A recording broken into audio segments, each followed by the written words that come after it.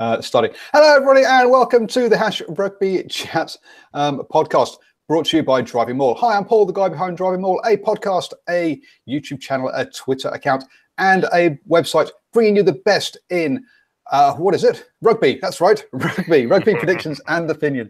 Oh, dearie me. So yes, don't forget to subscribe on your favorite YouTube channel, on your favorite podcasting app. If you're watching on YouTube, obviously also subscribe to the YouTube channel. Give us a 5-star review and all that kind of stuff. Other stars are available. Why would you want to? Obviously, we are live every Tuesday at 8 p.m. on YouTube and all of that kind of stuff. You can also follow at DrivingMaul and use the hashtag #RugbyChat to join in the discussion. Also, there's the live chat as well, obviously. And Brent, good morning, good evening. How are you doing? Thank you for joining us. I think you're in South Africa, so it's a global show. Joining me this week is Ashwin from the Blue West End Massive, that kind of stuff. How you doing, sir? Oh, not bad, actually. Pretty good. Looking forward to another chat session with some more guests. Yes, Paul's gone all off. Paul's gone all left field and losing the plot, so let's try and keep. And joining us for her second appearance, it's Jess from Hamilton. How are you doing? Good, thank you. In Shout your out Ireland Ireland. jersey. Yes, very serious fan, big fan. The big fan who didn't know the results. They did well. What can I say? And the man who will know the results around the shirt he's wearing, it's the real Mike Pullman. How are you doing, sir? Good. How are you? I'm good, thank you very much. Also from Hamilton. So it's a big Blues v Chiefs kind of thing, and that's what happened at the weekend. And unfortunately, the Blues lost. Unfortunately, or well, it depends who you are, doesn't it? So clearly that is not going to be Ashwin's favourite moment. But Ashwin, what was your favourite moment of the weekend? 7:30 on Friday. I had hope, and I was holding on to hope. And then after that, it was all just disaster. Well, you only asked for a moment. That was the moment. Yes. Oh, well, come on then, Jess. Take us over. What was your favourite moment? I was in absolute despair when they were showing this video 20 minutes before kickoff of Sean Stevenson barely being able to walk, and they're saying Brody's out. I was like panicking because you were all saying that the Chiefs were going to lose even with Brody and Sean. So I was thinking, oh, Lord. But obviously my favourite moment was that they, all those new players that weren't even capped stepped up and they got the win, even though it was super close. Yeah, that was my favourite moment for sure. I'm really proud of the new players that came in and stepped up. They really had nothing to lose. So who were you particularly impressed by? Tian Falcon, he did an incredible job. I felt like him and Damien, even though Damien was supposed to be at 15 and him at 10, I felt they really worked well together and kind of switched towards the two positions. Yeah, I thought Damien probably spent more time at 10, didn't he? Yeah, he was supposed to be the fullback, but that's amazing for someone that's never played a game before at Super Rugby level, obviously. They're just such a stage of going out onto the street and just grabbing people and bringing them in. I mean, honestly, with the injuries, I could be called up by like round 6 at this point. So, so Joel says, "Tell me about it. I had a shocker in my fantasy team, and so did mine. Mine was all mine was all over. Well, my predictions were all over the shop this weekend. Mike, probably give me some suggestions, I guess, or the other things that you enjoyed this weekend." Yeah, no, I really, same as Jess, I was really impressed with Mr. Tian Falcon, and I actually love seeing Damien get rocked like he did twice. Why do you love that? Harder than he's ever been banned before. Until he meets me. No, sorry. Never mind. And yeah, I mean, tough little bugger to get up with probably a broken rib or two, so hear more about that in the coming days. A broken rib or two. Actually, so there's a chance he's going to be out injured. I thought he was just winning. Not sure. It depends how he pulls up, but yeah, great game of rugby. I mean, for a team to bounce back 20 minutes before a game, losing one of their key bloody people on the back line was pretty cool. And also to have a shortage on the bench. I think they only had 2 backs rather than normal 3 backs on the bench, which was part of it. We should probably talk about injuries. Obviously, the Crusaders put away the Stormers quite comfortably and basically ended the game in the first 20 minutes, and that was pretty impressive stuff. But Richie Mwanga getting injured at the end there, how is that going to impact the Crusaders going forwards, do you think? Yeah, I So think what we I've- referred to it last night, didn't we? Sorry, Jess. That's okay. In terms of the fact that I think there'll be a bit of adrenaline flowing with Mitch. I've forgotten his last name now. I've gone blank. Mitch Hunt. Mitch Hunt, that's it. And obviously there'll be confidence in his abilities after last year, as we talked about with that Highlanders game, where he came in and won the game after the hooter. So I think they'll go in with confidence with him, but obviously it'll be that pressure of game after game, delivering that performance, which obviously Richie had become accustomed to doing. From what I've seen online, a jaw injury actually doesn't keep you out that long. Apparently, it's only a few months, so he can come back into it May, June. I think that Mitch Hunt is, he can fill in that slot pretty well. He's a confidence player, and he's got every reason to be confident after last year. And I'm excited to see how he goes in that role. And as a Chiefs guy, it's good to see another team have some injuries as well. So we have 18 injuries at the moment, so bring on any other injuries. Well, dear me, this is here. I think I've got a funny feeling that this will all change come June, where it's suddenly like, oh no, all these All Blacks from other teams, please don't be injured. Sure. Please don't be injured. Yeah. Where's Franks? Where's Moody? Please. Yeah, good point. Oh dear me! But it's not only the Chiefs and the Crusaders who have had injuries. Did we Matt catch? Todd has his hand broken as well, right? In the Crusaders, is that right? Matt Todd, yes. Yeah. But did you catch the Sunwolves game and see they were falling like flies at the beginning of that game? They lost 3 of their backs in the opening 20 minutes. They had heaps of injuries, so they end up playing a flanker on the wing for an hour of the game. Oh my god! So he did pretty well out there on and. Is there, with like Sean's injury, is there something that they're doing wrong at warm up, or is it just something unavoidable? Like, what's going on that everyone's getting injured? I probably shouldn't say this, but I think it's the medics. I mean, this is not a new problem for the Chiefs. Okay. It happens every year, and it seems to happen with some other teams. And I think maybe we need to question what the hell are these? It's not adequate warm ups, right? They're pushing them too hard when their bodies aren't ready. It's injuries that don't need to happen. Yeah. So no, I don't know. I just don't know who to ask you about it. But are they just not doing something right in terms of off the field? Who knows? It's just could be a case of bad luck. I don't know. We come back to something Paul mentioned yesterday in terms of the factors that so early in the season, hard grounds, in that heat. Yeah. Well, there's an element of hard grounds in South Africa, but I think there's also, if we look over to the UK, we're seeing heaps of injuries over there as well. In the Premiership, is one of the big complaints or one of the hot topics over there. So I don't think this is purely a grounds thing. I think it's something serious that they need to look at in rugby. And to me, it's that we have too many subs, and it means that we have too many big players, especially in the front row, but also a second rower and also a loose forward who are conditioned only to have to play for an hour, and that means 60 minutes. That means that they're bigger than they've ever been before because they're not conditioning themselves to run for 80 minutes. That means we're having bigger collisions. There's more power in all the collisions, and people are getting hurt more because there's more energy in those things. I think what they should do is say you're only allowed 3 subs per game, and that whilst you still have 7 on the bench, and any injuries after that you can replace, but you lose a player. So that I don't absolutely agree with you, Paul. But the reasons why we've ended up with unlimited interchange, because that's what head checks and all that sort of thing are basically allows. Ask the French. Is the fact is that go back and you had obviously no reserves, then you had reserves, and what started happening was fake injuries.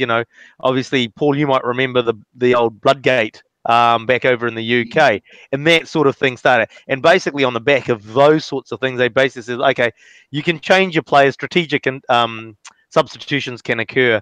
And so that's the difficulty you have. You go back to sort of like injured players only being subbed is that the doctors, we were already seeing it with the head knocks, right? It's like, head check, and it's just like, really, he got hit on the knee. I wonder, I mean, and this is a bit of a sort of bullshit thing to say, but excuse my French. You know, if you look at the Chiefs injuries in particular, I mean, the most recent ones, Sean Stevenson, Nepo Laulala, Vitalik Moley, and Nano Williams, well, they basically play rugby from January through till November. Yep. That 3 months-ish off, I mean, what are they doing in that time? I mean, is it, you know... I like the fact that you dropped the Nepo Laulala, because that was a bit of karma payback for the fact that his arm actually got injured because it was a head high that was missed by every official. Oh, he's a dirty player. I mean, the amount of stuff off the ball with him, but yeah, I mean, is it the fact that when they're not playing rugby over the holiday period, is it something to do with that, or is it, you know, they're so used to playing all the time that when they do have this time off, maybe it's something in their body that I don't know. It's just it's a weird one. So, well, I think in the obviously the All Blacks here have a 12-week layoff between the end of the November tour and coming back into camp for Super Rugby, which gives them time, which means they have 12 weeks of no contact. Doesn't mean they're not training; they'll still keep fit, but it means they have 12 weeks of no contact, which helps them recover from injuries. In the UK, they have just agreed a mandatory, I think it's 6-week gap for the off season. So that is seen as being too little, and that perhaps the All Blacks, the 12 weeks is much more what the players need to get their bodies to recover. But is it something that Mike's alluding to? I know we were sort of maybe spending a bit of time on this one, but in that you've got 3 months there where you're sort of like no physical contact. As you say, you're still doing your fitness. You're probably getting your anaerobic fitness levels up, but you've got no physical contact, and then you're coming back into a physical. Maybe would it be a better option as the fact that there was more staggered breaks throughout the year to get your recovery, but that means you're not losing that your impact awareness, physicality sort of ability. Yeah, and I also think that in the future we're going to get to a situation where all Black players, regardless of if they're active, in the starting 15 or not, are actually not going to be allowed to play minor team cup rugby, because where else do you fit the gap? You know, it's just. Well, that gap is, as we say, is within the is after November before Super Rugby, which is why they only have 1 week or 2 weeks of pre-season. Really, they only play one game of the pre-season. So that's where the gap is, and I think All Blacks players anyway, for at least the first 32, anyone else, and they only ever play in Mitre 10 Cup if they're coming back from injury and need to prove fitness. They don't really play otherwise in Mitre 10 Cup. Yeah, but I mean, I'm just saying, you know, maybe that will even get taken off the table moving forward. I think it will stay there, just bring players back from injury prior to the November tour. But it's purely going to be coming back from injury. So my opinion, I think we need to reduce the number of subs. I get what you're saying about fake injury. I would just say, look, no, if you're injured after that, 2 players come off, the injured player and one other player, and if you want to, the injured player comes off, and you send on 1 or more players afterwards. Now, that is going to require strong policing to stop players playing through injury. I mean, there was one player who, Nonu from memory, played with a broken arm for an extra 20 minutes, and everyone hailed him as being this strong man. And I think that was, to me, was a dangerous thing to do, playing on with an injury, because you can just exacerbate it, make it worse, and change a small injury into a large one. So yeah, but that's my 2, 5, 6, 10, and 55 cents on it. And I just wonder, I mean, like, with all the caution that they're taking over head injuries and stuff, I mean, would it be fair to say that the game isn't necessarily as physical as it was a couple of years ago? Yes, it's faster, but are they taking as hard hits as they once were? I think they are taking as hard hits. Just got to look at what happened to Damien McKenzie at the weekend. The hits are just as hard. It's just they're lower down and more in the body. There was one little GIF that was going around at the weekend, which showed a French player tackling an English player. So one player comes in with his arm at head height, taking his head off. The second one lifts him up, dumps him, and puts him on his head on the ground. You're like, yeah, everyone's like, oh, a couple of yellow cards there. It's like, no, there's two blatant red cards nowadays there.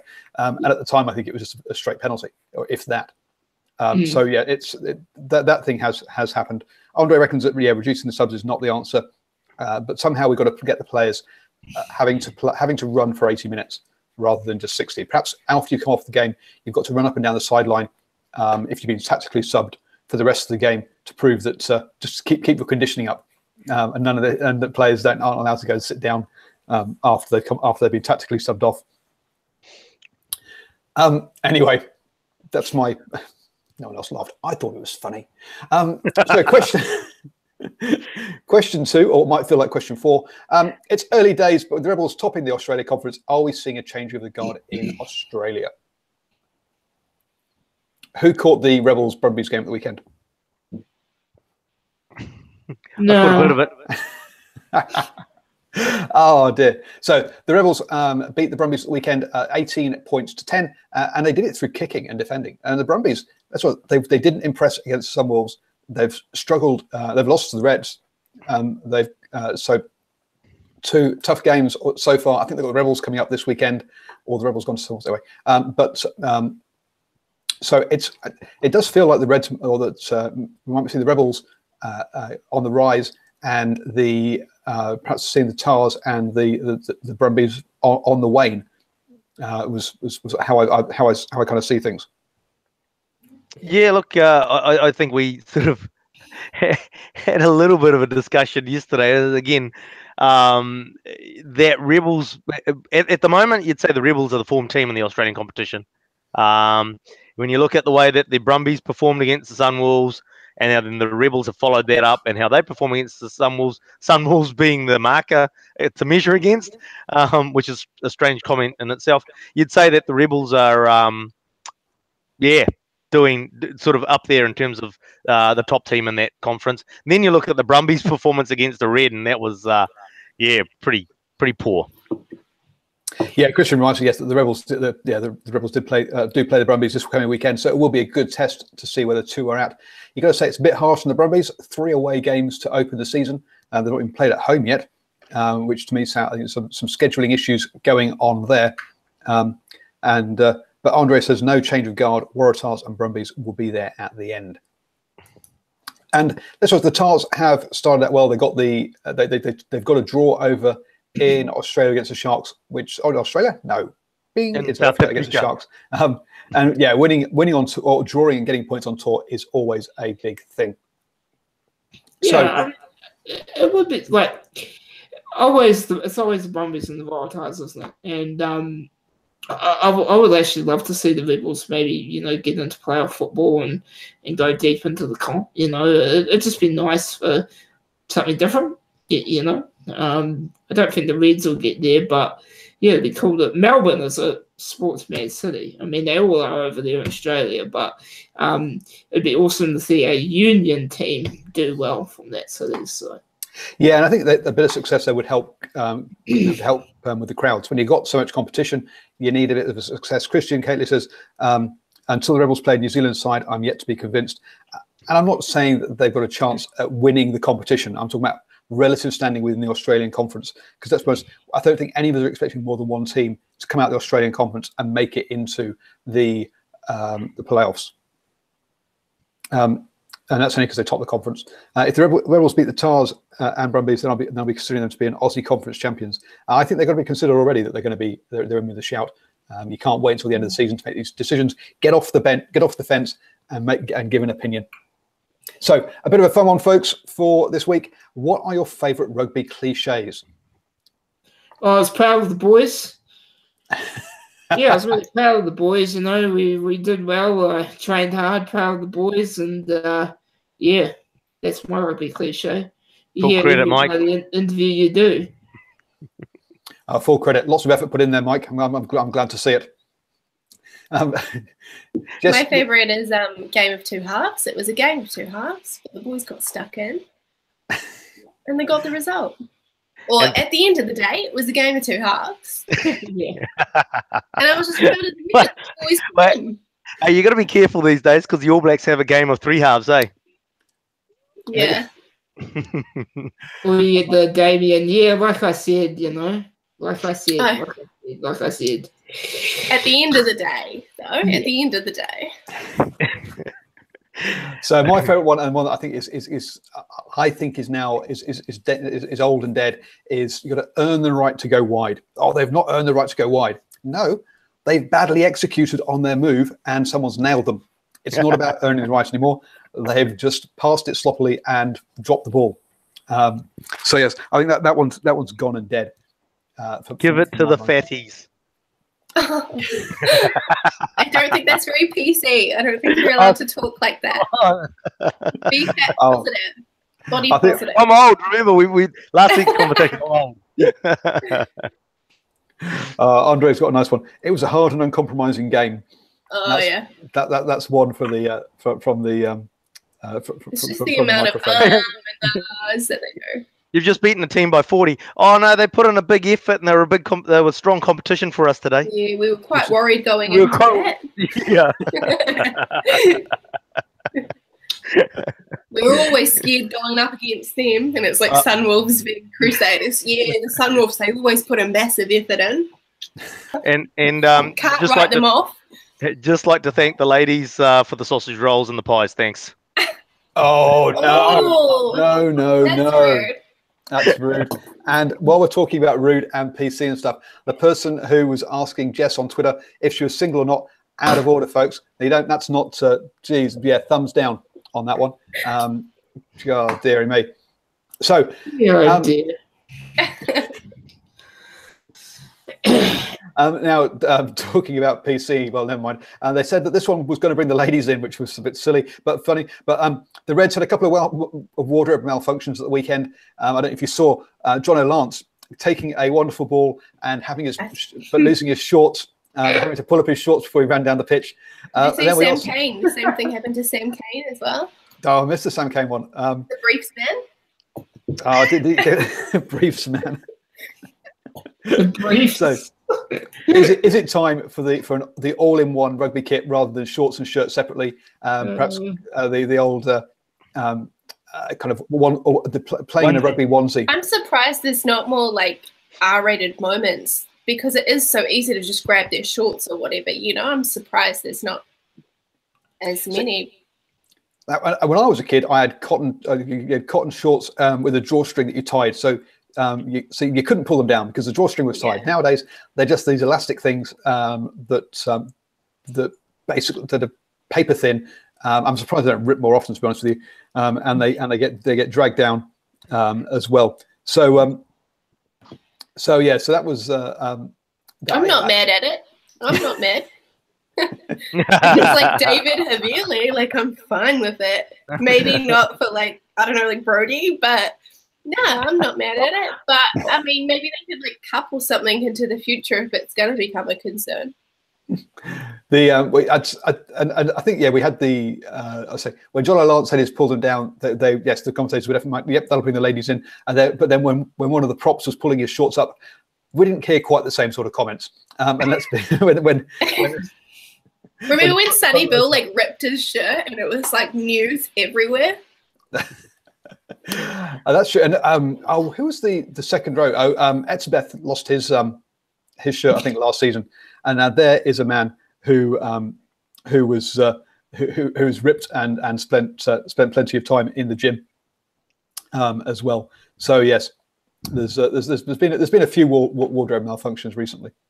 If it's going to be like an issue, I'm sure they could come up with something to fix it. Correct. Yeah, Paul likes that onesie idea. I like the onesie idea. Oh, that'd be so hot. Could you imagine if they did like a little blur of it? So whenever anyone's pants come down, they could just like blur it on screen. Whoops, we blurred out his face, not the right part. Yeah, like blur out his torso or something, but oh shit, let me just move it down. Oh, dearie me. Well, if you've been to Asia, I don't know if you ever watched, and I'm going to massive tangent here. Watch Extreme Makeovers Home Edition, and they actually used to blur out one of the designers, her cleavage the whole time, and you're like, she's fully dressed. What are you doing? Anyway, it's different in Asia, but there you go. So that was that one. Oh dear. So what are we looking forward to next week? Not predictions, but which games? Because I know, Jess, you were saying you wanted to talk about Hurricanes versus the Crusaders. Well, actually, I was going to say I'm going to be at Forsyth Bar for Highlanders Stormers, so I'm super excited for that. And I think it'll be an easy Highlanders win. But I'm very excited for the Crusaders Hurricanes because every New Zealand on New Zealand game is very physical. It's very intense. It's really exciting to watch. Yeah, I have to go along with it. It's just like, I suppose things have mellowed within New Zealand in a sense with a lot of people, and the fact is that you just see these New Zealand teams and you just see great competitions, you see great games, and so now it doesn't matter, it's not your team, you look forward to these local derbies, as we call them. They're not technically derbies, but we call them derbies these days, because there's only one derby in this, or two derbies in New Zealand, but anyway, that's another story. To be honest, it's almost like you're competing for your All Blacks spot when you play these games, It's a trial. Richie Mulwanger is competing for a shot at 10. Damien's competing for a shot at 10. Bowden's proving he should be 10, So it's exciting. Colin, yeah. So for us ignoramus English people, what are the only two derbies in New Zealand? It's an NPC level. Highlanders. No, it's at Auckland level, and it's Auckland versus Harbour or Auckland versus counties, because they're actually within the same city, which constitutes a true derby. Oh, so Battle of the Bays doesn't count as a true as a kind of a derby grudge match? No, because they're actually from two different provinces, whereas counties, Auckland and Harbour are all in the same province. What about like North Island versus South Island? Do those ever count? Oh, they were never serious games, were they? Yeah, they were probably more seriously by the South Island than the North Island.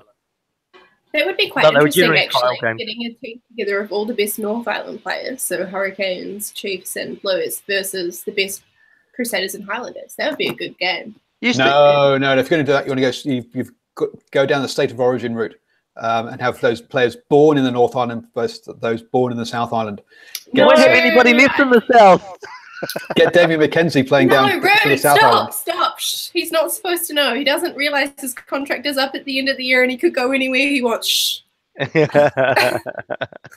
he going, Mike? Mike, what's the oil? Where's he going? He'll go wherever the All Blacks coaches tell him to, right? He's going to Leicester.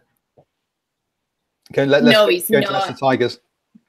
I'm sure he is. No, he's not. He has a shot at number 10 for the All Blacks. He's not going anywhere. You know what we should have in Super Rugby? We should have a draft at the start of the season, man. That'd be freaking awesome. I agree. Really? That would add an interesting element to Super Rugby, and the fact is that it's draft picks. Maybe that's how the Blues will get good players. Maybe we'll keep our own. We got to pick our own players.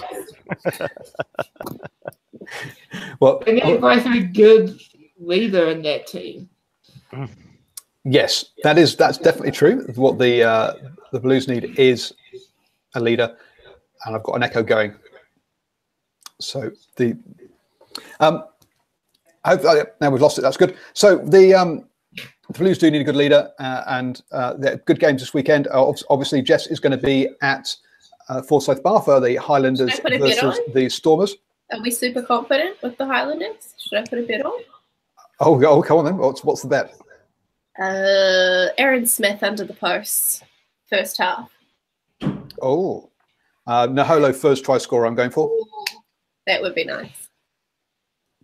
Mike and Ashwin, prediction for the Highlanders Stormers game? Not score, but as in what will happen. Oh, I think the Stormers will be hurting from coming back against the Crusaders and not quite getting there. I think it'll be a walkover to the Highlanders. Actually, is there a prediction? I'm sorry. I'm picking a penalty to the Stormers. They might get into the half early, get a penalty. Let's take some points while they're on offer. because we're going to get smashed at the end of the day. So Fair enough, Storm is to lead 3-0 and not to lead again during the whole game. Yeah, to start off 3 up. Again, they will have hope, like I had at 7:30 on Friday. Are you guys Aaron Smith fans, by the way? I Yep. think he's great. He's really good at what he does. As a player, yes. Yeah. Off Yes, the as a pitch, player. he's an idiot. But on the field, he's great. When it comes to rugby players, it's what they do on the field. I don't, in terms of who they are and their type of person they are. It's just not that what they do. TJ, you know, TJ had some issues last week with like keeping his temper under control during the game. I forgot who they played. Now, TJ, Yes, I think he's a bit of a wally on the pitch. And again, I'm another related to him, so wonderful player. You're related to him. Oh, get him on the show. He's nice. So, great player, wonderful player, love his skills, but he does have a mouth on him, and he needs to calm it down a bit, talking to the refs. Yeah. In particular. So, especially if Aaron Smith was to be injured, he is sort of what we're looking at as our All Blacks number 9. So he can't be acting like that as an All Blacks number 9. He's definitely, look, his international quality is one of the best 9s in the world. No two ways about it. He's a wonderful player. It's just he's got a bit of a gob on him. Look, I was just going to say, Aaron Smith. You go back to that first game against the Blues, and I just thought there seemed to be that sharpness that had been missing a little bit last year in his game. He was like so sharp. His passing was 100% pinpoint accurate in that game, right on the chest of the man running onto the ball, and just didn't seem to be getting it wrong in that game. So I think some of that sharpness that might have been missing from last year is returned for Aaron Smith. So really he's exciting. Aaron Smith is exciting. When he has the ball, when he's hyped up, it's an exciting thing. It's like, what is he going to do? He's a good player. Yep. He is a good player, and I think he's sorted out stuff off the pitch, and you can see that coming through on the pitch. No, let's just his when he had his issues around the obviously the airport thing, his play on the pitch went down the toilet. What toilet? No, I don't. Anyway, but I think you can see now. And last season he was still working through stuff. This season, I think he's got his off the field stuff sorted, and you can see that by how he's playing. They only leak that stuff to get to us, to get to the All Blacks. That's why the Jerome Carter thing came out, everything. Yeah, but hang on, Jess. That raises a really good point. Is that these players have to wake up and smell the coffee and realizes that when something happens off the field, the game on the field goes in the toilet. And it's just like, when they have to realize that. It's just like, if we don't want things to cloud our focus off the field, impacts us on the field, and that's some of these players just aren't getting. Just with Aaron Smith, you're dead right, Ashwin. He's playing without that cloud hanging over him. Because he knew just as well as everyone else did that there was more to come on that bathroom thing, and it reared its ugly head again in Sydney last year. TJ Perenara, great player, but like a lot of players in New Zealand rugby, that the way he uses his mouth, it's a sense of entitlement. It's like there's no, nobody's said to this guy, shut the up. And do your bloody job, I think he's just passionate. No, it comes across as passion to me. A lot of it is passion, but Aaron Smith is also very passionate. You can see him clapping, him cheering, the way how excited he is after score. He's expressive without being insulting to the ref. Exactly. So Mike's right. It's about entitlement, and I think this off the pitch issues that we've had that we've seen at the Chiefs. We've seen down in Dunedin. We had the issue of one of the players getting off and beating up people and having to be dragged and having that to go back into court and actually get proper sentencing. Is that there's the off the pitch the players have a sense of entitlement. Do the All Blacks have like a mental health coach or like a therapist or someone they can talk to about like stuff like that? They do. Well, they have a psychologist, Gilbert Anoka. Yeah. But they also need someone to turn around to them and say no sometimes. And I think the players get told, yes, you're wonderful, you're great, you can do whatever you like. Yeah. They transgress on various small things, they get away with it. it builds up over time, and they feel they can transgress on anything. Can I just jump in? Once players become All Blacks, there's a huge shift in their attitude and the way that they handle themselves. Personal example, player shall remain nameless. Used to be good mates with the guy, used to drink with him, used to hang out with him. You know, he came into my home. The minute he became an All Black, that all stopped. And it's not because he wanted that. It's because the people above him were saying, no, you can't hang out with this guy because he's a journalist. There's a lot of protection of these players that goes on. And it feeds in to the ego, feeds into the sense of entitlement, and it feeds in to the off-the-field stuff. Yeah, and they're also protected by the press as well. There's stories I hear from various sources that I know don't happen, that don't get announced, that don't make it into the press. And I know the press know it, because if it gets to me, it's got to the press, who are well more connected than I am. But they keep it quiet, because they know if they talk out, they'll get banned from press conferences, they'll lose any access to players, and suddenly it makes their job harder. What did Dan Carter say? He was like super okay. Sorry? The press in Hamilton know exactly who was behind what happened with the Chiefs and the stripper scandal. And you're exactly right, Paul. The reason why it hasn't come out is because you lose your access. Not just with the Chiefs, Mighty 10 Cup, All Blacks, everything. Yep. And yeah, it wasn't the bus driver. No. Otto. It wasn't Otto. Just to like lead up on that, didn't Dan Carter say he was like so thankful that he was big in the generation before social media because of all the things that he did, and he was like, look, none of it got to come out because no one had their smartphone out recording what I was doing.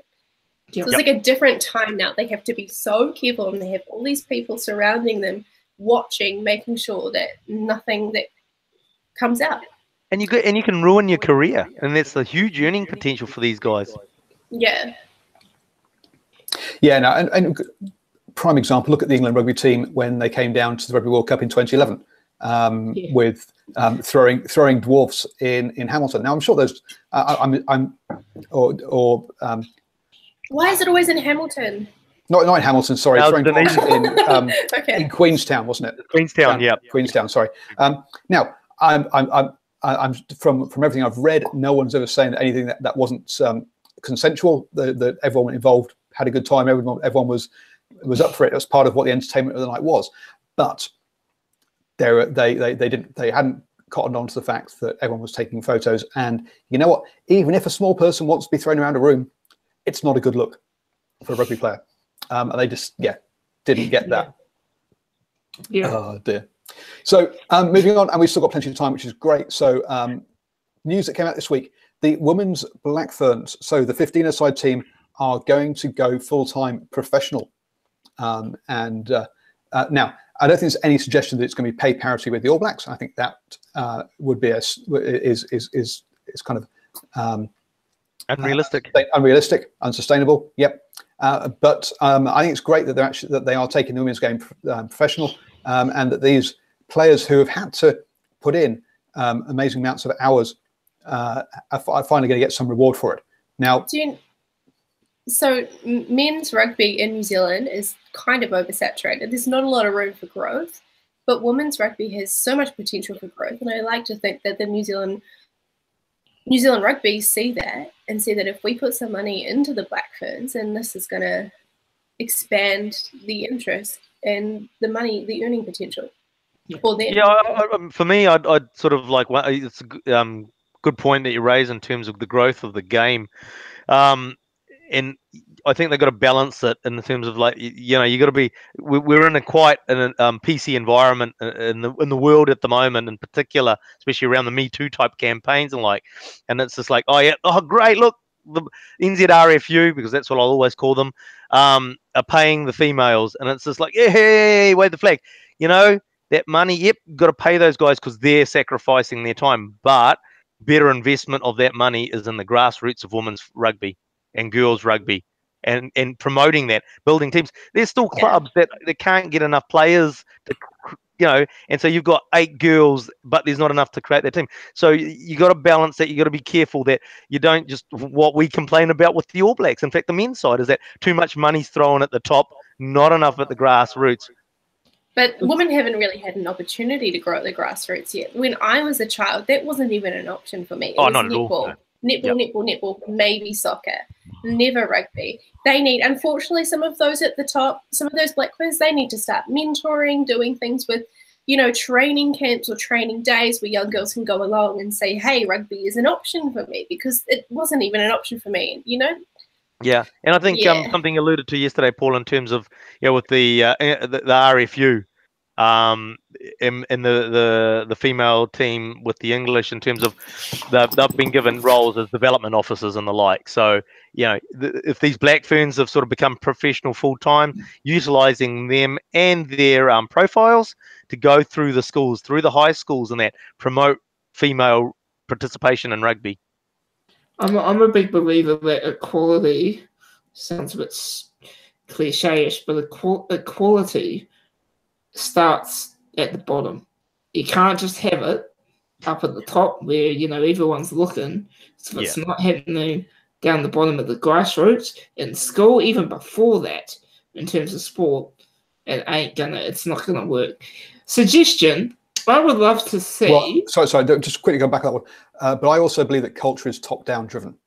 So I think having role models and pieces, I say they have to build the entire pathway, and we've seen that to a certain degree by the increase in number of teams in the Farah Palmer Cup. So I don't think it's purely just at one level. I think it is across multiple levels. But sorry, back to you, Mike. Yeah, no, you're exactly right. What I would love to see though is before I haven't seen the fixtures for the Black Ferns, but before every All Blacks game, the Black Ferns play 5:30 kickoff. Just gain that exposure, get more people watching, build on the Farah Palmer Cup, and maybe think about another tournament that would really showcase women-only rugby. And absolutely agree. Social media as a medium. Yeah, absolutely agree. There's before the All Blacks, the Black Ferns should be playing.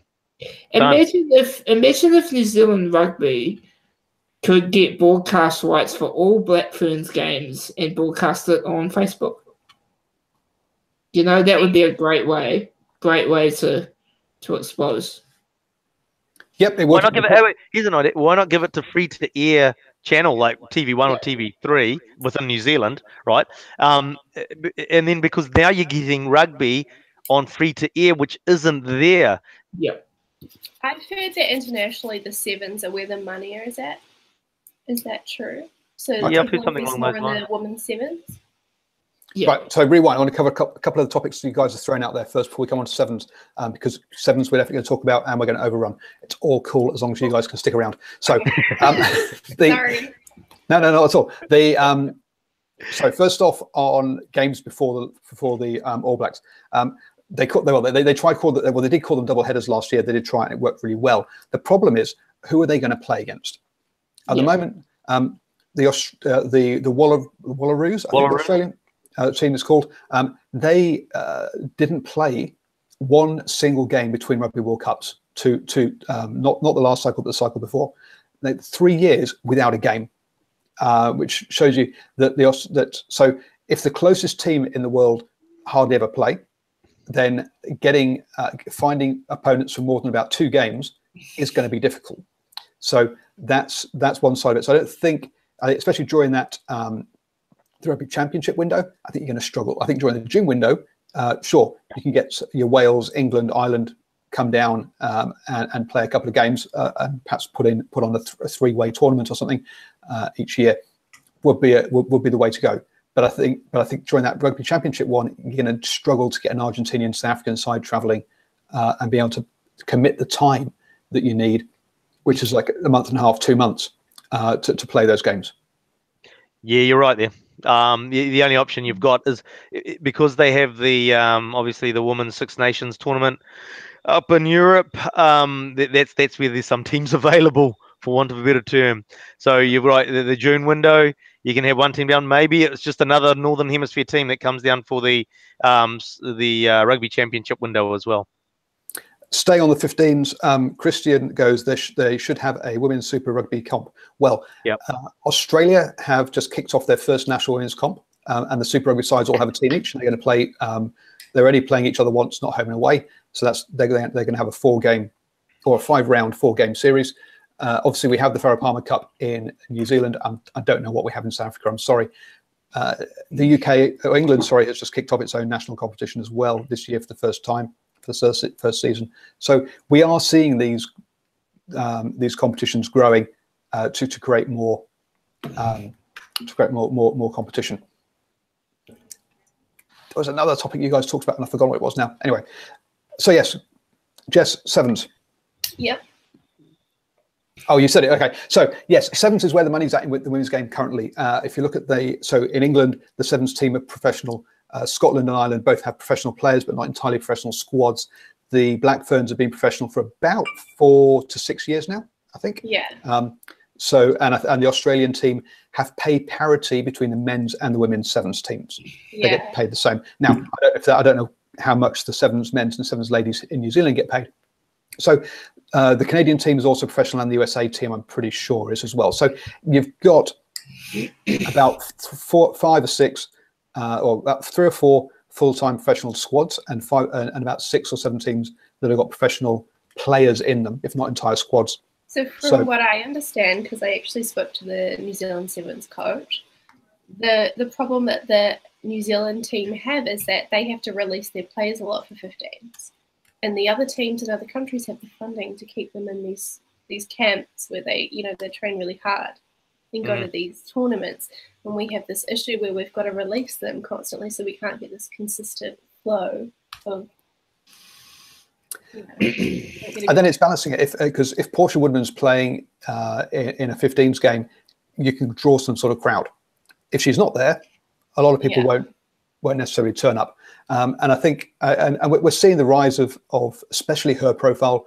And that's going to sound a bit strange, but all the sevens girls were tweeting out how wonderful it was that Portia was on the Sloggy campaign alongside the All Blacks and DJ from the sevens. And that's the first time that one of the Black Ferns have been part of the Sloggy campaign. Yeah, okay, fine. Yes, she's in underwear, but the guys are in underwear too. Okay, it's equality on that kind of front. So I say all the girls came out and said, "Yeah, great to see Portia in her underwear." So the profile of particularly Portia Woodman, of the women's players, full stop, is getting higher, and they are getting opportunities to start raising the kind of money, like you said, Ashwin, and bring money into the game through sponsorship and profile.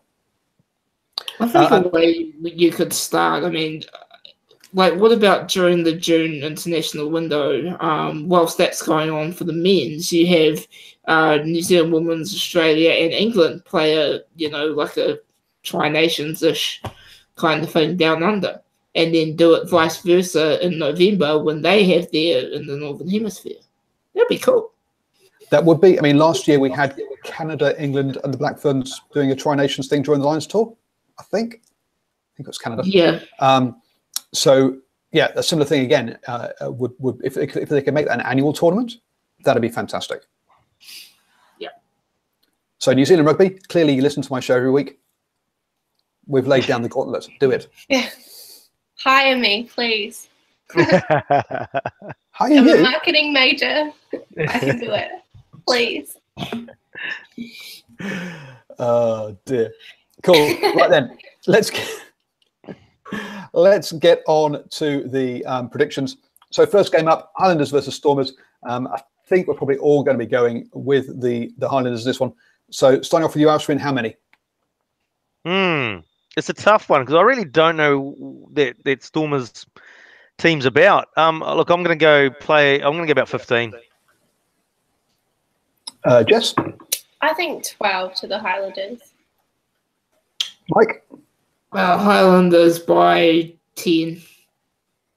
Wow. So I'm going Highlanders by 14 in that one. The Stormers do have a number of injuries, which is going to hurt them, whereas the Highlanders have got all their key players fit at the moment. So you're Aaron Smith, Ben Smith, Sopawanga, Naholo, kind of their key players. So yes, I'm 14. Christian's got 18 there as in the chat. Rebels versus Brumbies, kind of game we were talking about earlier. I've gone Rebels by 7. Let's go the way around this time. Mike? I'm going to go Brumbies because their backs are against the wall, and traditionally when their backs have been against the wall, they come out fighting, and I expected it last week. It didn't happen, so I think it'll happen this week. Brumbies by 12. Ooh, quite a big score. Jess? Can you tell me where they're playing? Melbourne. Oh, okay. Rebels by 5. Ashwin?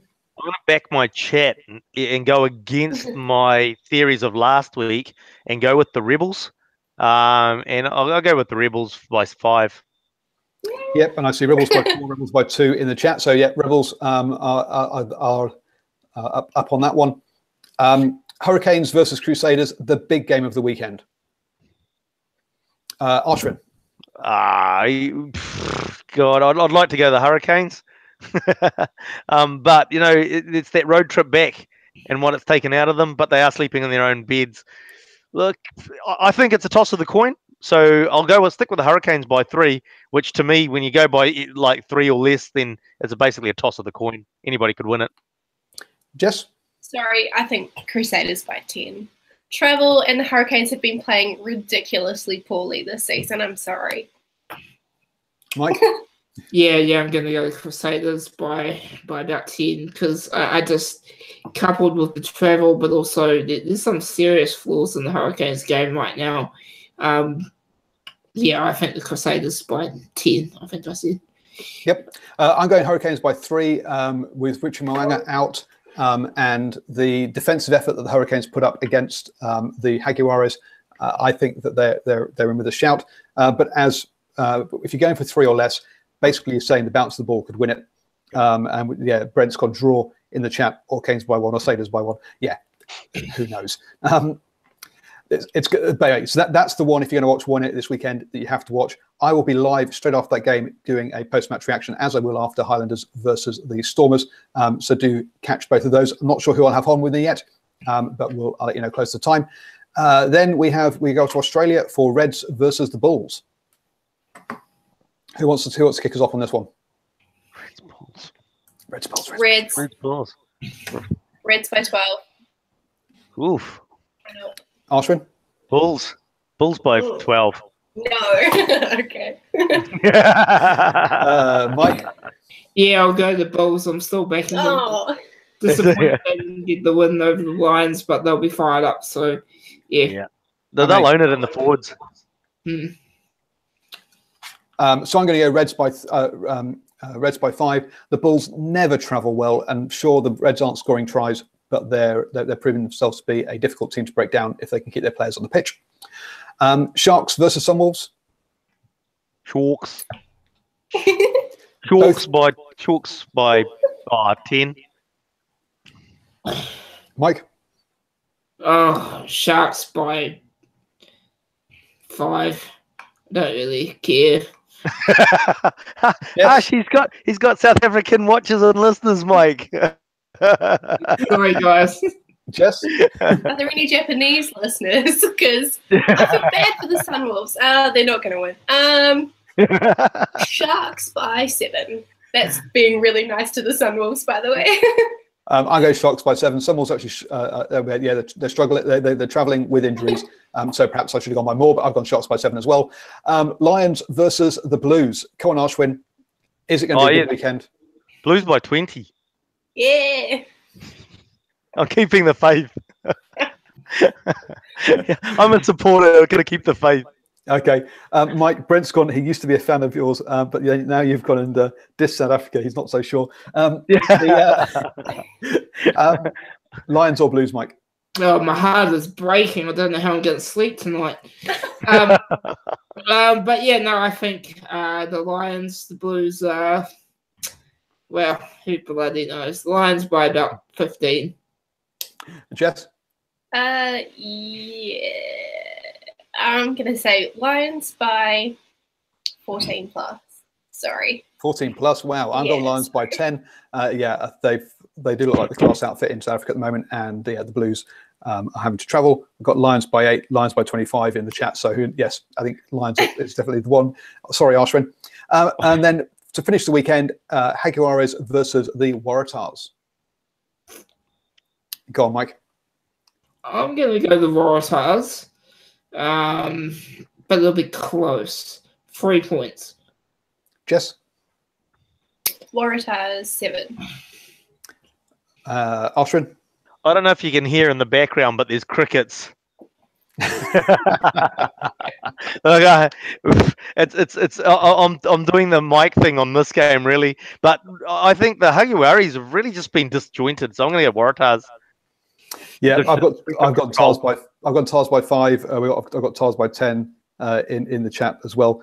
Andre's saying Brumbies by 5. Mate, you're about 5 games behind. Never mind. And I'm really trying hard to get the rugby, not rugby report card. The other kind. Oh, I've gone blank as to what they're called. This is embarrassing. Really trying to get hard to get the rugby roundup guys on to do a post-match show on that one. 2 Kiwis out of Australia who live in Sydney, so they've got sort of a TARS connection. So you may see me do a post-game reaction to that one as well if I can persuade a TARS fan to come on with me. So thank you so much. We're going to wrap up on time. This is amazing. So Mike, let people know where they can get hold of you in between and read all your writing and all that kind of stuff. Brent said he'll be right back. He's probably gone to unfollow me on Twitter. You can follow me on Twitter at Real Mike Pullman. Sports, relationships, disability, random stuff. Come and have a chat. And yeah. Jess, apart from marriage and proposals, all of your Damien McKenzie needs, pro Damien McKenzie, go to @JAM8391. It's also my birthday on Thursday, and you can totally send me a happy birthday. So yeah, an early happy birthday. Thank you. Enjoy your birthday trip down to the greenhouse. We might get you on for that post-game show for 10 minutes to give us some atmosphere. Why not? And Ashwin, how can people get hold of the West Stand Massive? People can get a hold of me at NZFatso on Twitter. So touch base with me for all your fibre and copper data cabling requirements and solutions. And political and rugby views. Guys, I just unfollow on Twitter. I followed you. No, I'm down by 1. That was probably Brent. It was No sharks. So yes, I've been Paul, the guy behind DrivingMaul. Catch always up for good rugby chat. So check it out down below if you're on YouTube. Obviously, don't forget to subscribe if you've watched the recording. My face is there. So click on that to subscribe, and there's a box there with my latest video. Obviously, if you're listening to the podcast, well, you're already subscribing. So do subscribe to the podcast. Thank you very much for listening. And finally, at DrivingMaul on Twitter, I say always up for a good old rugby chat. Enjoy whatever. Oh dear, I've just got myself a new catchphrase and I can't get it out. Enjoy whatever rugby you're watching this weekend.